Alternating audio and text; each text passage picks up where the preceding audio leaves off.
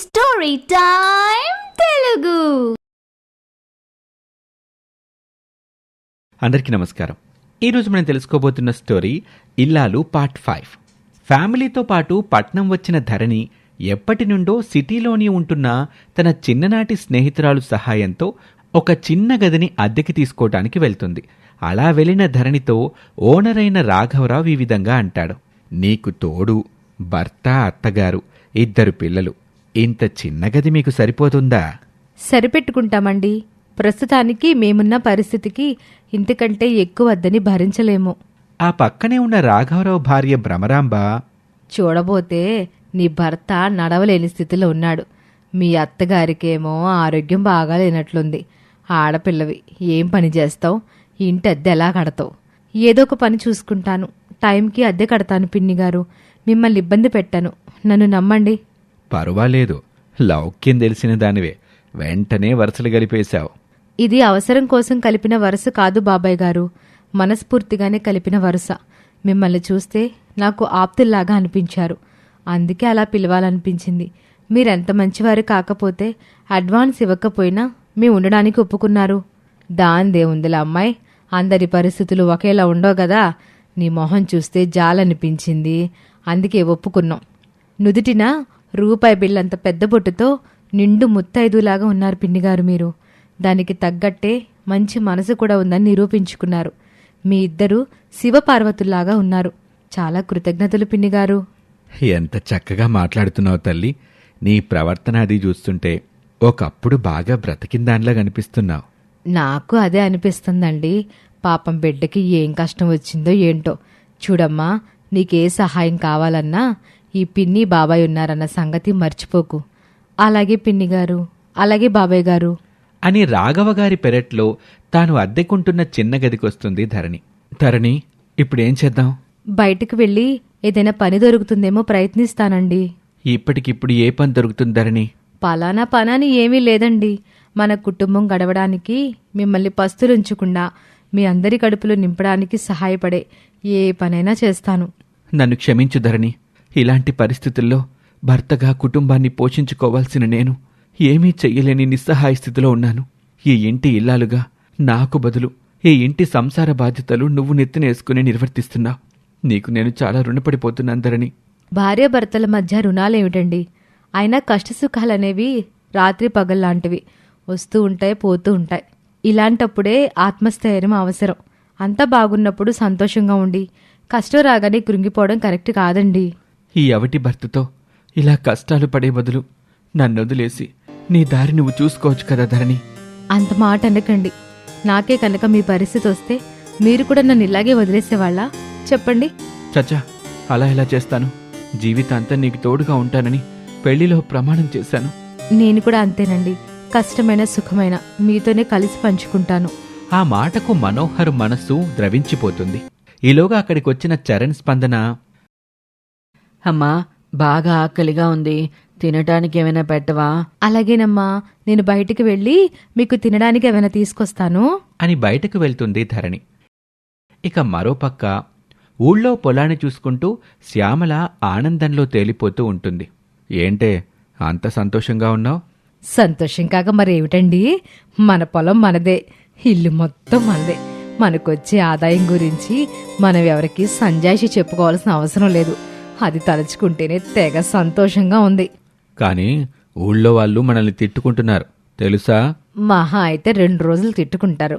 ఆ తర్వాత మర్చిపోయి వాళ్లే మన దగ్గరికి సహాయానికి వస్తారు. చూస్తూ ఉండండి. ఈ జనం గురించి ఆలోచిస్తే మనం బ్రతకలేం. అంతేనంటావా? మీకు నిజం చెప్పమంటారా? ఏంటో చెప్పు. అసలు వాళ్ళకి ఆ ధరణి మీద జాలి కాదు, మన మీదే ఈర్ష్య. మన మీద ఈర్ష్య ఎందుకు? ఎందుకంటే అంత ఆస్తి మనకొచ్చేసిందని, మనం వాళ్లకంటే ధనవంతులం అయిపోయామని.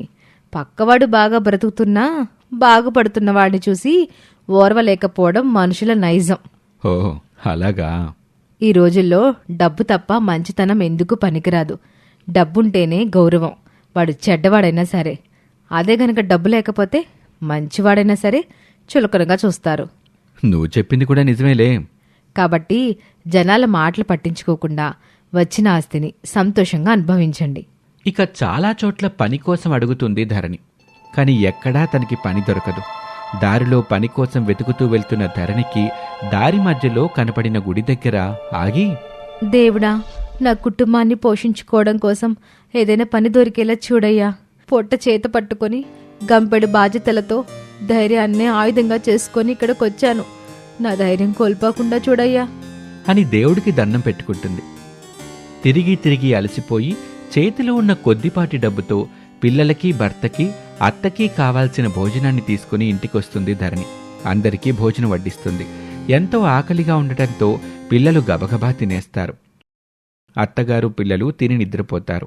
మనోహర్ తినబోతూ, మరి నీ పార్సలేదు ధరణి? నేను తినే మీకు తెచ్చానండి, మీరు తినండి. ముందు మాకు పెట్టకుండా నువ్వు తినొచ్చావంటే నేనెలా నమ్ముతాను ధరణి? నిజంగా తిన్నానండి. అయితే ఆ మాట నా మీద ఒట్టేసి చెప్పు అని మనోహర్ అనటంతో ధరణి మౌనంగా ఉంటుంది. ధరణి, నాకు తెలీదా నువ్వు తిన్నావో లేదో?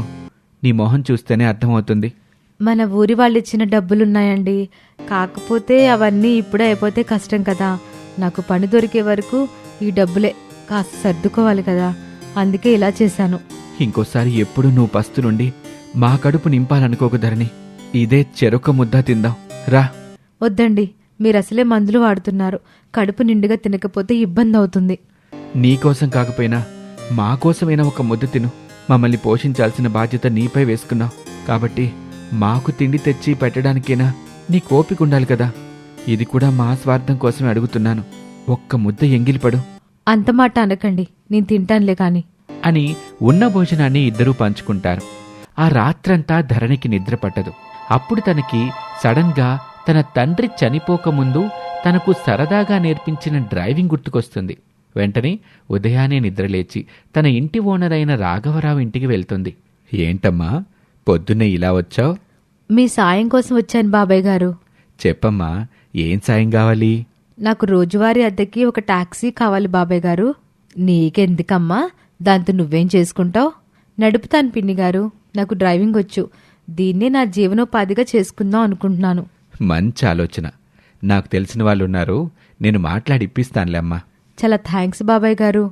అలా ధరణి మరునాటి నుండి రోజువారీ అద్దెకి టాక్సీ నడుపుతూ డబ్బులు సంపాదిస్తూ తన కుటుంబాన్ని పోషిస్తూ ఉంటుంది. ఇంటికి వచ్చాక ప్రతిరోజు భర్తకి ఫిజియోథెరపీ చేస్తూ ఉంటుంది. ఒకరోజు, అమ్మాయి ధరణి, మనం వచ్చి ఇన్ని రోజులైనా అశోకు, శ్యామల పిల్లల్ని తీసుకుని మనల్ని చూడ్డానికి ఒక్కసారి కూడా రాలేదు. పిల్లల్ని చూడాలని ఆశగా ఉంది. వాళ్ళని ఒకసారి వచ్చి పొమ్మని కబురు పెట్టమ్మా ధరణి. అలాగే అత్తయ్య. మీకు రావటం ఇష్టం లేకపోయినా అత్తయ్య గారి గురించైనా ఒకసారి వచ్చి చూసి వెళ్ళమని తోటికోడలు శ్యామలకు ఉత్తరం రాస్తుంది ధరణి. శ్యామల తన పిల్లల్ని ఖరీదైన కాన్వెంట్లో చేర్పిస్తుంది. తాను కూడా రోజూ ఖరీదైన చీరలు కడుతూ ఉంటుంది. తలుకు తలుకుమనే చీరగట్టుకుని కూరగాయలకి వస్తూ ఉంటుంది శ్యామల. కూరగాయల బండి ఆవిడైన సరోజ, ఈవిడిగారి చీరల గొప్పలో చూడలేకపోతున్నాం అనుకో. ఆ పక్కనే ఉన్న భాగ్యం, అయినా వ్యవసాయ పనులు చేసుకునే మనలాంటి వాళ్ళకెందుకమ్మా ఈ సోకులు? దూరం నుంచి వాళ్ళ మాటలు విన్న శ్యామల, వ్యవసాయ పనులు చేసుకున్న వాళ్ళైతే మాత్రం మంచి చీరలు కట్టుకోకూడదా ఏంటి? జిడ్డు మొహల్లాగుంటావా ఏంటి? అవును పిన్ని గారు, మీరేంటి ఇంకా ముతక చీరలే కడుతున్నారు? నీకులాగా అందరికీ ఆస్తి కలిసి రావద్దమ్మా ఖరీదైన చీరలు కట్టుకోవడానికి అని భాగ్యం దెప్పిబొడుస్తుంది. నాకు ఆస్తి కలిసి వచ్చిందని చాలామంది కళ్ళలో నిప్పులు పోసుకుంటున్నారు. వాళ్ళ ఏడుపులే నాకు శ్రీరామ రక్షని వాళ్ళకి తెలీదు. నీపై పడి ఏడ్చేంత తీరిక ఇక్కడ ఎవరికీ లేదులే అమ్మా. త్వరగా కూరగాయలు తీసుకో, నేను వేరే వీధికి వెళ్ళాలి. శ్యామల కూరగాయలు తీసుకుని ఇంటికొచ్చేసరికి చేతిలో ఉత్తరం చదువుతూ ఉంటాడు కొడుకు విక్రాంత్. ఎదురుగా కూర్చుని వింటూ ఉంటాడు అశోక్. ఎక్కడి నుండి ఆ ఉత్తరం? నాయనమ్మ నుంచి వచ్చిందమ్మా. ఏం రాసిందేంటి? మా అమ్మ మనల్ని చూడాలంటుందంట. ఏం వెళ్ళనవసరం లేదు. ఇదంతా మీ మరదలది తమ్ముడిది ఎత్తుగడ. అక్కడికి వెళ్ళాక మీ అమ్మని హాస్పిటల్కి తీసుకెళ్ళాలి, డాక్టర్కి చూపించాలని 2 కన్నీటి బొట్లు కార్చి మన దగ్గర నుండి డబ్బు గుంజాలని వాళ్ళ పథకం. అలాని ఇప్పుడు కూడా వెళ్ళకపోతే మా అమ్మకు లేనిపోని అనుమానాలు వస్తాయి. ఈ ఒక్కసారికి వెళ్ళొద్దాం. వాళ్ళు డబ్బులు అడిగినంత మాత్రాన మనం ఇచ్చేస్తామా ఏంటి? వెళ్ళామన్న పేరుకు వెళ్ళి పనులున్నాయని చెప్పి తొందరగా బయటపడదాం. అంతేనంటారా? సర్లేండి, అలాగే చేద్దాం. కొంచెం మన మీద ఊర్లో వాళ్ళ ఏడుపైన తగ్గుద్ది అని చెప్పి ఆ మరునాడు పిల్లల్ని తీసుకుని శ్యామల అశోక్ సిటీకి బయలుదేరి వెళ్తారు.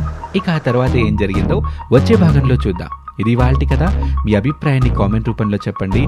ఛానల్ని సబ్స్క్రైబ్ చేసుకోవడం మర్చిపోకండి. Thank you for watching.